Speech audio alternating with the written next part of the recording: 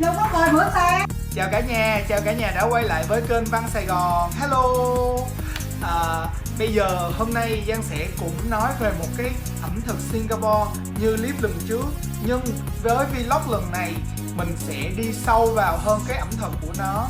Đó là những cái món mà rất nổi tiếng ở Singapore và cũng rất nổi tiếng ở Việt Nam luôn, là món cháo ếch Singapore và món bún gạo xào Singapore. Thì hôm nay với vlog này thì ngoài cái việc nói cho mọi người biết về những cái món ăn ở Singapore thì Văn vẫn sẽ hướng dẫn như thường lệ, là hướng dẫn mình làm một món ăn về từ A tới Z luôn, để cho mọi người có thể theo dõi và làm được cái món này cực kỳ đơn giản tại nhà.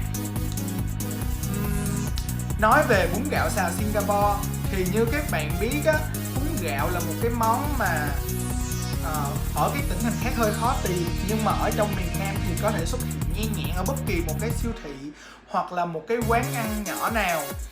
Mà bún gạo thì nó có được những cái thành phần dinh dưỡng tốt, nhưng lại hàm lượng kiểu như là khi mình ăn á, cái calorie của nó không quá cao, tinh bột của nó, hàm lượng tinh bột nó không cao như là cơm.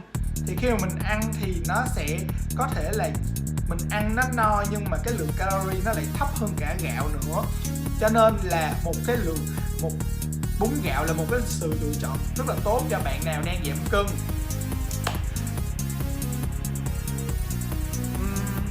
Đối với thằng bún gạo này thì khi mà mình làm, mình chế biến nó, nhất là đối với thằng bún gạo xào này, thì khi mà mình chế biến nó, một chút về nó là mình không nên luộc nó quá sớm hoặc luộc quá kỹ, thì mình chỉ nên ngâm nước thôi. Tại vì ngâm nước thì cái bún gạo nó đã mềm ra rồi. Tại vì đa số tới tay các bạn bún gạo đều là bún gạo khô và rất là cứng, và mình chỉ cần ngâm nước thôi thì mình có thể xào hoặc là mình ăn nước cũng được. Nhưng mà đôi khi mình nên sử dụng theo Văn nha, những cái bún gạo mà Văn mua được, bún gạo đậu xanh, thì mình nên mua những cái loại mà nó dễ dàng sử dụng, như là có thể ngâm được nước lạnh, hoặc là trên bao bì mỗi cái loại sản phẩm này nó đều để hết là mình sẽ sơ chế như thế nào. Ví dụ như sơ chế qua nước lạnh hoặc sơ chế qua nước nóng, mình nên đọc kỹ hướng dẫn sử dụng trước khi dùng những cái loại này nha. Và một cái điều lưu ý cần thiết nữa là khi các bạn xào bún gạo này thì sử dụng cái lượng dầu nó cũng tương đối khá. Tại vì sao? Tại vì khi mà mình xào những cái này nó không có mỡ, không có dầu, thì mình phải cho dầu nhiều một tí để khi mà mình xào nó sẽ đỡ dính chảo hơn.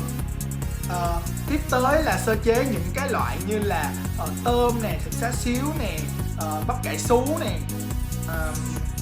và hẹ nè. Và bún ở đây nó có một cái màu vàng tự nhiên từ màu cà ri, cho nên là khi mà mình ăn cái món bún gạo xào này á thì nó có rất là nhiều mùi vị, vừa có hải sản vừa có thịt, cho nên là cái độ hấp dẫn của nó thì không cần bàn cãi. Và bây giờ không chần chờ gì nữa, hãy vào bếp cùng Văn Sài Gòn.